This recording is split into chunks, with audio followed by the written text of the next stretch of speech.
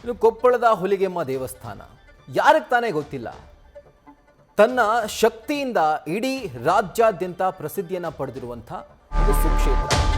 ಆದರೆ ಆ ಕ್ಷೇತ್ರದ ಭಕ್ತರ ವಾಸಸ್ಥಳದಲ್ಲಿ ದೇಗುಲದ ಸಿಬ್ಬಂದಿನೇ ಎಣ್ಣೆ ಪಾರ್ಟಿ ಮಾಡಿದ್ದಾರೆ. ಭಕ್ತರಿಗಾಗಿ ಅಮ್ಮ ವಸತಿ ನಿಲಯವನ್ನು ನಿರ್ಮಾಣ ಮಾಡಲಾಗಿತ್ತು. ಭಕ್ತರಿಗಾಗಿ ಮಾಡಿದಂಥ ಒಂದು ಕಟ್ಟಡ ಅದು ವಸತಿ ನಿಲಯ. ಆದರೆ ಕೆಲವರು ಹಗಲು ರಾತ್ರಿ ಮದ್ಯ ಸೇವನೆ ಮಾಡಿ ಭರ್ಜರಿ ಪಾರ್ಟಿಯನ್ನ ಮಾಡಿ ಆ ಇಡೀ ಕ್ಷೇತ್ರಕ್ಕೆ ಕಪ್ಪು ಚುಕ್ಕೆಯನ್ನು ತಂದಿದ್ದಾರೆ. ಪಾವಿತ್ರತೆ ಕಾಪಾಡಬೇಕಾದಂತಹ ಸಿಬ್ಬಂದಿಯೇ ಈ ರೀತಿಯಾಗಿ ಪಾರ್ಟಿಯಲ್ಲಿ ಭಾಗಿಯಾಗಿರುವಂಥದ್ದು. ಸೊ ಇವರ ಮದ್ಯಪಾನದ ವಿಡಿಯೋ, ಆ ಒಂದು ಮೋಜು ಮಸ್ತಿ ಇದೆಲ್ಲವೂ ಕೂಡ ವೈರಲ್ ಆಗಿದೆ. ಹಾಗೂ ದೇಗುಲದ ಸಿಬ್ಬಂದಿ ವಿರುದ್ಧ ಸಾರ್ವಜನಿಕರು ಭಕ್ತರು ಆಕ್ರೋಶ ವ್ಯಕ್ತಪಡಿಸಿದ್ದಾರೆ.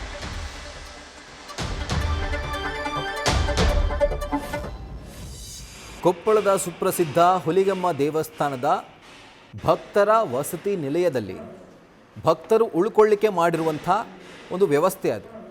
ಅಲ್ಲಿ ಬರುವಂಥ ಇನ್ಫ್ಯಾಕ್ಟ್ ದೇಶ ವಿದೇಶದಿಂದ ಬರ್ತಾರೆ ಭಕ್ತರು. ಫಾರಿನಲ್ಲಿರುವಂಥವರು ಕೂಡ, ಸೆಟ್ಲ್ ಆಗಿರೋರು ಕೂಡ ಬಂದು ದೇವಿಯ ದರ್ಶನವನ್ನು ಪಡೆದುಕೊಂಡು ಹೋಗ್ತಾರೆ.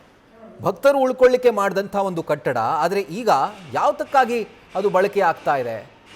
ದೇವಸ್ಥಾನದ ಸಿಬ್ಬಂದಿಯೇ ಕೂತ್ಕೊಂಡು ಎಣ್ಣೆ ಹೊಡಿಲಿಕ್ಕೆ, ಪಾರ್ಟಿ ಮಾಡಲಿಕ್ಕೆ ಆ ಕಟ್ಟಡವನ್ನು ಬಳಸ್ತಾ ಇದ್ದಾರೆ. ಇದು ಭಕ್ತರ ಆಕ್ರೋಶಕ್ಕೆ ಕಾರಣವಾಗಿರುವಂಥದ್ದು.